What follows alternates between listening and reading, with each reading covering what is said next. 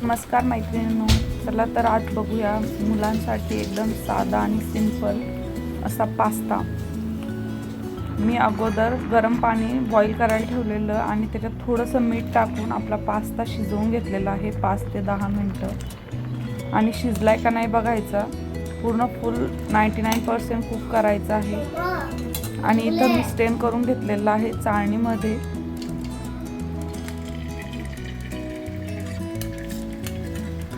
मी इथे एक पळी तेल टाकून घेतलेलं आहे, जेणेकरून पास्ता सुटसुटीत व्हावा, चिटकू नये एकमेकांना।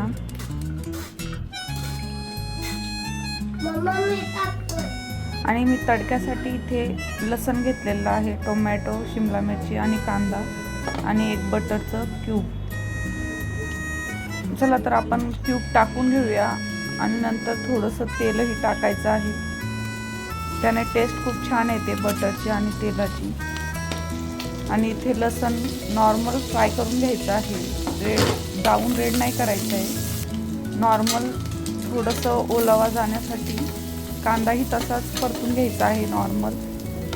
आणि शिमला मिरची कच्चापणा त्याच्यात राहायला हवा, नाहीतर ते पास्त्यामध्ये चांगलं नाही लागत, जास्त फ्राय झालेला कच्चाच छान लागतो। त्याच्यात आता नॉर्मल फ्राय करून घ्यायचं आहे आणि आपले टोमॅटोही टाकून घ्यायचे आहे। मुलांना भाज्या जास्त आवडत नाही म्हणून मी इथं थोडं कमी कमी घेतलेलं आहे। इथं मी आता सॉसेस घेत आहे, इथं ग्रीन चिली सॉस घेतलेला आहे आणि शेजवान चटणी घेतलेली आहे मी इथे मी चिली केचप घेतलेला आहे, इथं ब्लॅक सॉस घेतलेला आहे, तो थोडाच घ्यायचा आहे, अर्धा स्पून, आणि चांगलं मिक्स करून घ्यायचं आहे। मी इथे चिली फ्लेक्स घेतलेला आहे आणि ऑर्गॅनो घेतलेला आहे, थोडा थोडा टाकून घ्यायचा आहे।